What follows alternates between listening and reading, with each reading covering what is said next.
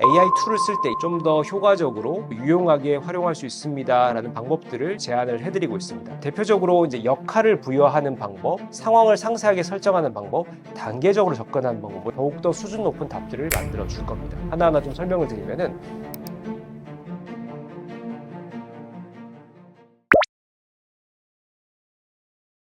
요즘 이제 생성형 AI 시대가 되다 보니까 여러 다양한 생성형 AI 툴들이 지금 등장을 했습니다. 가장 이걸 적극적으로 활용하고 있는 직업군은 소위 마케터와 디자이너라는 직업군이에요. 마케터와 디자이너들이 하는 이 역할들을 보면은 대부분 좀 창의적인 업무들이죠. 거기다가 또 아이디에이션이라고 하는 어떻게 하면 아이디어를 실제 그림이나 혹은 또 이런 글로 구현하느냐 뭐 이런 것에 업무에 특화되어 있다 보니까 생성형 AI가 제공해주는 이 결과물들을 적극적으로 활용하기에 좋고 또 이것에 또 협업이 또 상당히 또 용이한 업무라는 것이죠. 실제로 이제 마케터들의 얘기를 들어보면요. 내가 혼자 작업했을 때 이 보고서를 작성하는 것이 일주일 걸리던 분량을 예를 들면 이제 다른 그 동료와 둘이서 협업을 하면은 3일이 걸려요. 근데 이거를 동료와 협업을 하는 것이 아니라 AI와 협업을 하면요. 하루 만에 끝낼 수 있다고 합니다. 그러니까 뭐 그 얘기를 이제 비춰보면은 혼자 일주일 걸리던 것을 하루 만에 끝내니까 대략 7분의 1로 업무가 강도가 줄어들었다. 그만큼 생산성이 올라갔다라고 볼 수도 있겠죠.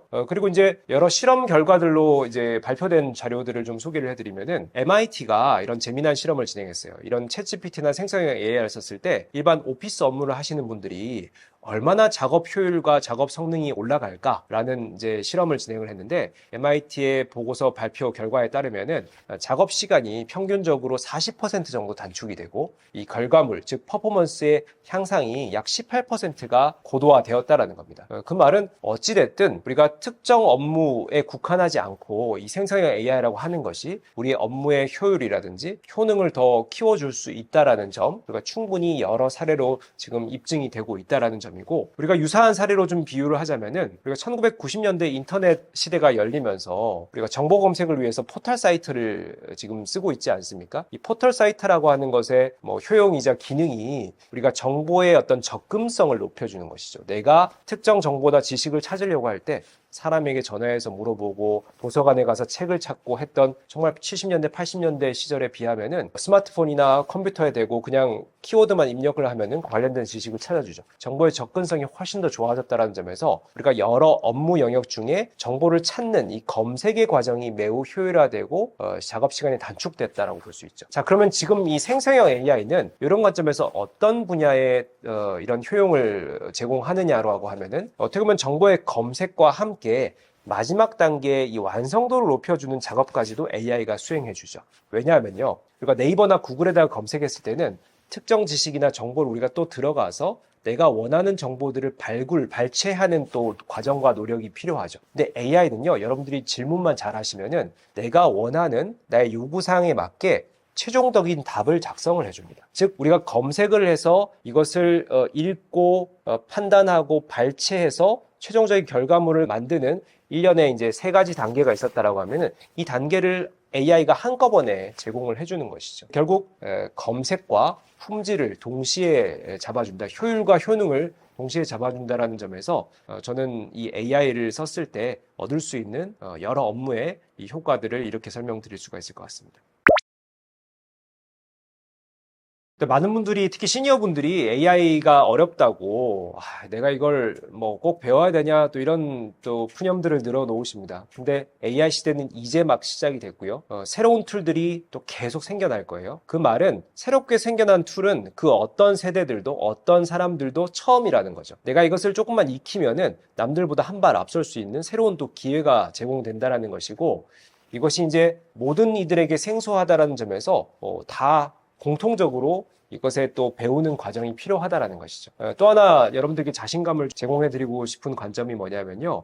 AI는 점점 인간의 능력을 배워가고 있습니다. 인간을 닮아가고 있죠. 그중에 대표적으로 이 소통 능력이 상당히 강화되었어요. 우리가 소통 능력이라고 하면은 우리가 이제 기계를 다룰 때 과거 기계가 이해할 수 있는 언어, 그러니까 기계가 이해할 수 있는 방법이나 기능을 우리가 배워야 되는 과정이 필요했죠. 그러다 보니까 이런 도구를 잘 쓸 수 있는지, 이런 어떤 기계를 잘 활용할 수 있는지, 여기에 대해서 또 인간의 실무 능력이 부여되고 또 자격증이 부여되는 경우들이 있었죠. 근데 최근에 AI들은요, 우리 인간의 언어를 AI가 이해를 해버렸어요. 그러다 보니까 AI와 소통을 할 때 AI가 이해할 수 있는 기계만의 언어나 기능을 우리가 배워야 하는 것이 아니라 우리가 우리의 언어로 얘기했을 때 AI가 알아듣는다라는 거예요. 즉 다시 말씀드리면은 AI가 지금 막연하고 생소해서 어렵다라는 생각을 가지고 계시지만은 막상 어느 정도 진입을 해보시면은 어느 정도 한번 경험을 해보시면은 오히려 이런 인터페이스나 사용 방법이 더 쉬워진다라는 거죠. 내가 인간의 언어로 지시하고 요구하고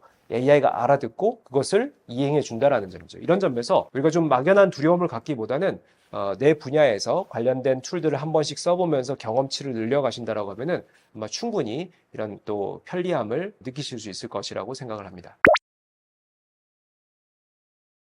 실제로 이제 AI라고 하는 것이 앞서 제가 컨텐츠의 질문에서 이제 산소, 공기와도 같은 존재가 됐다. 여기저기 AI가 다 존재하는 시대가 됐다라는 것이죠. 결국 우리가 이제 일상에 활용하는 뭐 이런 정보 검색이나 또 나의 또 개인 취미 생활에 AI를 활용할 수도 있고요.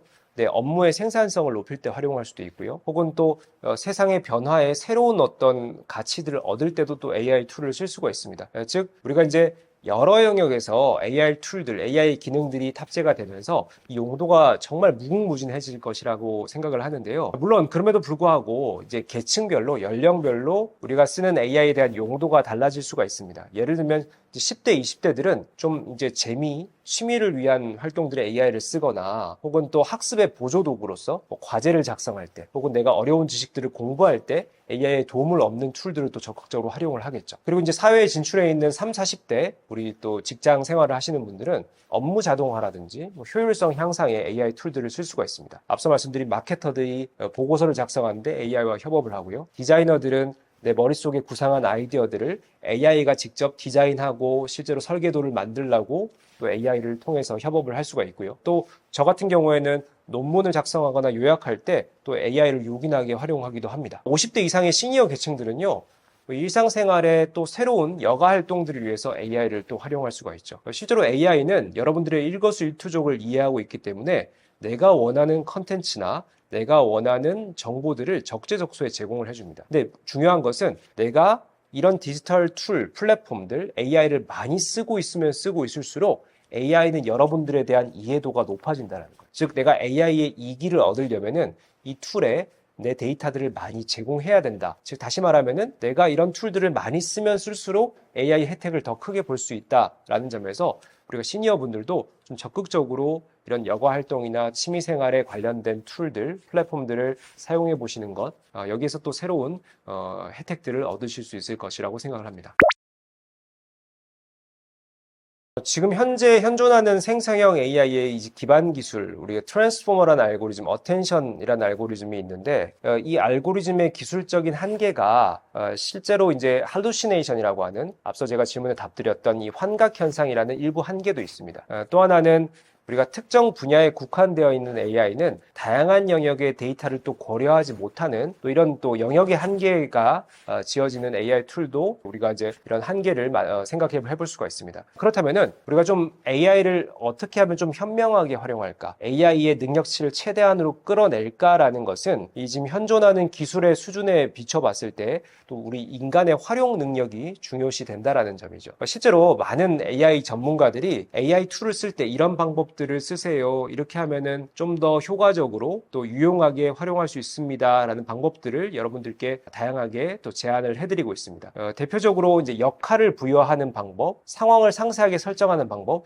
단계적으로 접근하는 방법, 뭐 이런 것들이 제시가 되고 있는데요. 하나하나 좀 설명을 드리면은 먼저 역할을 부여하는 방법입니다. 챗GPT에게 여러분들이 질문을 하실 때 이것의 결과물을 어떤 용도로 쓸지, 예를 들면은 너가 경제 전문가로서 이러이러한 것을 분석해줘 라고 하면은 이 챗GPT는 갑자기 이제 경제 전문가, 애널리스트로 빙의를 하는 거예요. 그래서 전문 용어를 써가면서 매우 전문가적인 지식들을 발휘하면서 설명을 해줍니다. 자, 그런데 너가 유치원 선생님으로서 5살 정도 된 어린이들도 이해할 수 있게 뭐 이런 내용을 설명해줘 라고 하면은 갑자기 유치원 선생님과 같은 역할을 하는 거예요. 뭐 예를 들면 난이도도 조절을 하고요.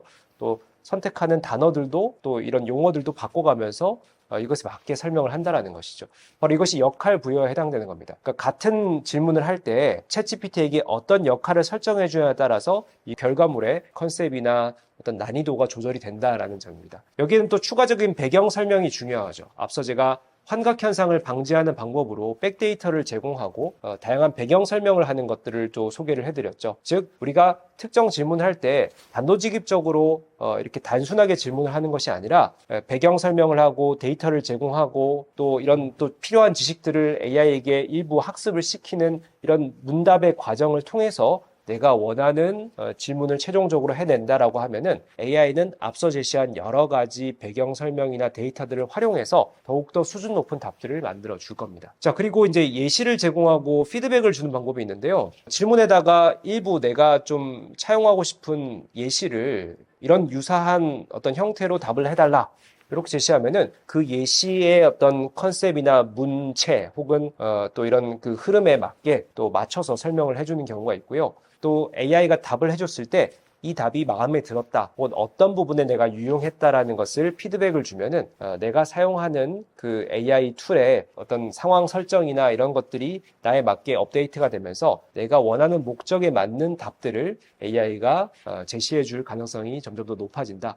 추가적으로 나의 어떤 개인 취향 학습에 활용한다라는 부분들을 또 우리가 하나의 팁으로 생각을 해볼 수가 있겠습니다. 저는 뭐 지금 제가 연구하고 있는 활동에서 가장 많이 활용하고 있는 툴은 뭐 기본적으로 이제 챗GPT와 제미나이라고 하는 툴을 많이 쓰고 있고요. 뭐 예를 들면 논문 요약이라든지 컬럼 작성이라든지 뭐 상당히 또 이런 그 유용함을 제가 얻고 있고요. 또 하나는 이제 코딩 작업, 프로그래밍 작업을 할 때 이제 클로드라는 툴을 이용해 가지고 이제 뭐 학생들이 짠 코드에 오류를 찾아준다든지 또 일정 부분 코드에 대한 또 해석을 해달라든지 뭐 이런 것들에 또 매우 유용하게 활용하고 있습니다. 뭐 뿐만 아니라 또 실제로 학생들이 활용하는 툴들을 보면은 요즘 뭐 그림 그려주는 툴, 또 소설을 작성해 주는데 도움을 주는 툴, 또 영상을 만들어주는 툴, 너무나 정말 하루가 다르게 이런 새로운 포맷의 데이터들을 생산해주는 툴들이 특화돼서 지금 쏟아져 나오고 있거든요. 그래서 이런 것들은 이제 내 업무에 맞게, 내 기호에 맞게 여러 툴들을 좀 경험해 보시고 나에게 적합한 나와 또 잘 맞는 툴들을 또 발굴해 보는 것도 AI 시대에 우리에게 필요한 또 이런 과정이 아닌가 이렇게 생각이 됩니다.